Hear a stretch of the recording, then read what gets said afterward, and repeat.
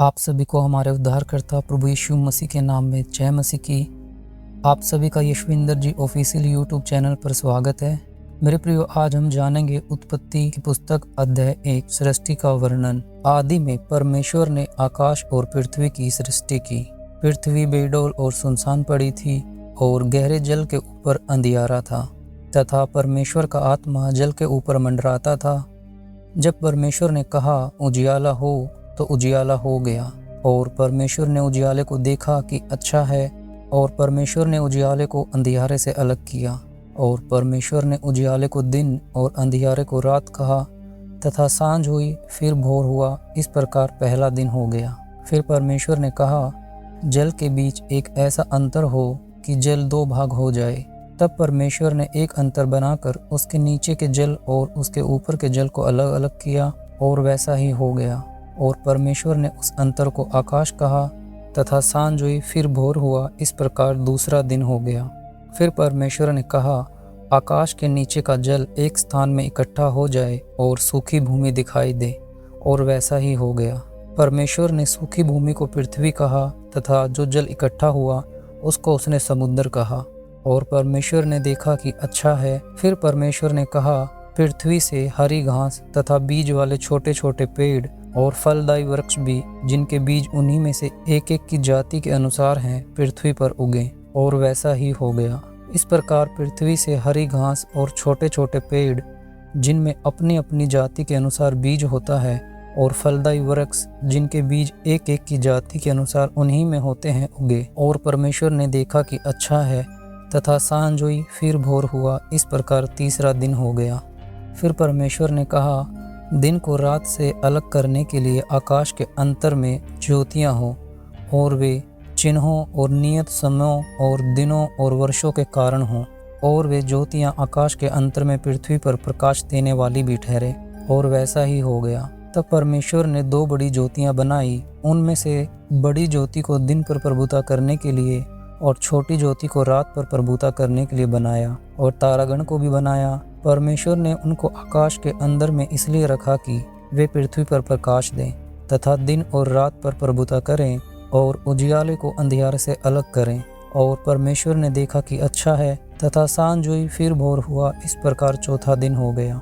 फिर परमेश्वर ने कहा जल जीवित प्राणियों से बहुत ही भर जाए, और पक्षी पृथ्वी के ऊपर आकाश के अंतर में उड़ें। इसलिए परमेश्वर ने जाति जाति के बड़े बड़े जल जंतुओं की और उन सब जीवित प्राणियों की भी सृष्टि की जो चलते फिरते हैं, जिनसे जल बहुत ही भर गया, और एक एक जाति के उड़ने वाले पक्षियों की भी सृष्टि की। और परमेश्वर ने देखा कि अच्छा है।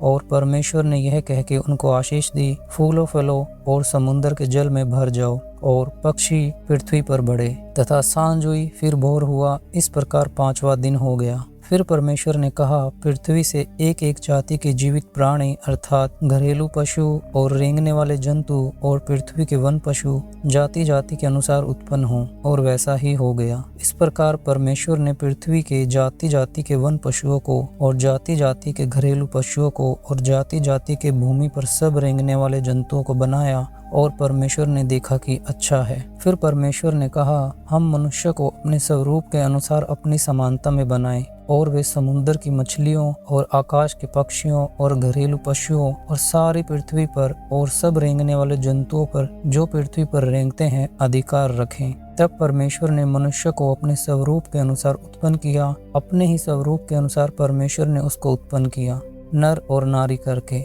उसने मनुष्यों की सृष्टि की। और परमेश्वर ने उनको आशीष दी और उनसे कहा फूलो फलो और पृथ्वी में भर जाओ, और उसको अपने वश में कर लो, और समुद्र की मछलियों तथा आकाश के पक्षियों और पृथ्वी पर रेंगने वाले सब जंतुओं पर अधिकार रखो। फिर परमेश्वर ने उससे कहा सुनो, जितने बीज वाले छोटे छोटे पेड़ सारे पृथ्वी के ऊपर हैं, और जितने वृक्षों में बीज वाले फल होते हैं, वे सब मैंने तुमको दिए हैं, वे तुम्हारे भोजन के लिए हैं। और जितने पृथ्वी के पशु और आकाश के पक्षी और पृथ्वी पर रेंगने वाले जंतु हैं, जिनमें जीवन का प्राण है, उन सब के खाने के लिए मैंने सब हरे हरे छोटे पेड़ दिए हैं, और वैसा ही हो गया। तब परमेश्वर ने जो कुछ बनाया था सबको देखा, तो क्या देखा कि वह बहुत ही अच्छा है। तथा सांझ हुई, फिर भोर हुआ, इस प्रकार 6वां दिन हो गया।